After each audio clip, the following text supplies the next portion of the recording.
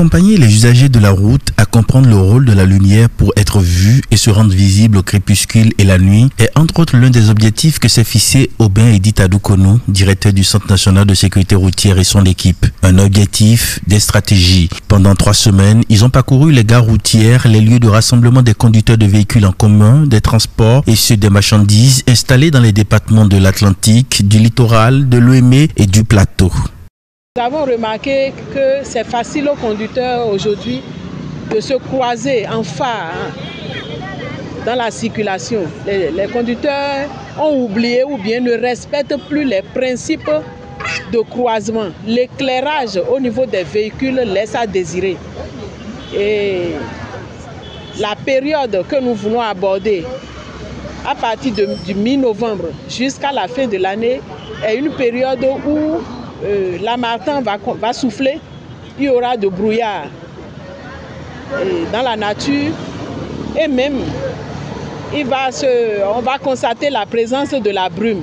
Donc par rapport à tout ça, le CNSR nous a demandé de communiquer sur les organes d'éclairage, la signalisation même du véhicule. Qu'est-ce que nous mettons dans la signalisation du véhicule? Nous avons les phares, les feux de recul, les clignotants, les feux et les veilleuses. Plusieurs conducteurs n'arrivent pas à distinguer quand est-ce qu'il faut utiliser tel ou tel feu. Donc on essaie de les sensibiliser par rapport à l'utilisation des feux. Et donc, pourquoi vision? Vous savez que c'est des hommes qui conduisent et il y a une relation entre les yeux et la conduite. Si vous ne voyez pas bien, vous ne pouvez pas conduire. C'est pour ça que nous abordons le thème vision. Et lorsqu'on parle de vision, les yeux interviennent.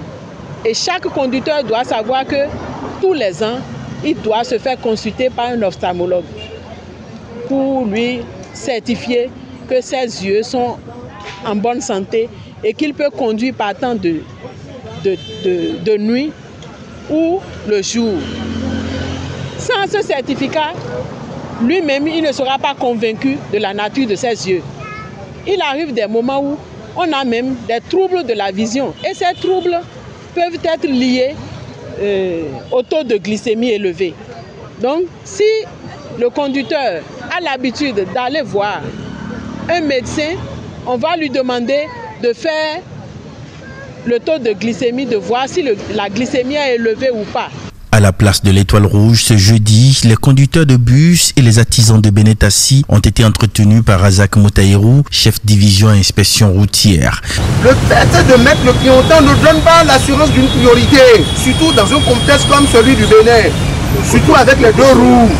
Si vous mettez votre clignotant, faites ce qu'on appelle un contrôle direct à droite ou à gauche selon votre direction, pour vous assurer qu'entre-temps, est-ce qu'un autre usager n'est pas rentré dans votre plan? Je disais, ce n'est pas parce que vous avez mis le clignotant que vous êtes en sécurité, que vous avez toute l'assurance. Vous avez compris. Content d'avoir bénéficié des séances de sensibilisation, ces artisans conducteurs de véhicules nous livrent leurs impressions.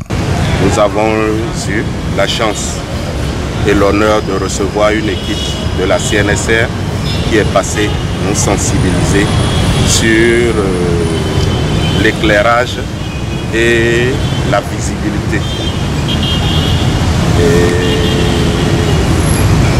Des échanges que nous avons eus, nous avons appris d'eux et nous aurions aimé que pour les prochaines fois, ces séances-là se répètent régulièrement vis-à-vis de nous et qu'on puisse aussi aller vers nos autres têtes de taxi de temps en temps afin que la crue que nous sommes soit de meilleure qualité. La médiation va éveiller la vigilance des citoyens afin que le nombre des accidents soit diminué. Cette campagne de sensibilisation intitulée Semaine Lumière et Vision, initiée par le Centre national de sécurité routière, a connu également la participation des membres de la Fédération nationale des organisations de la sécurité routière du Bénin.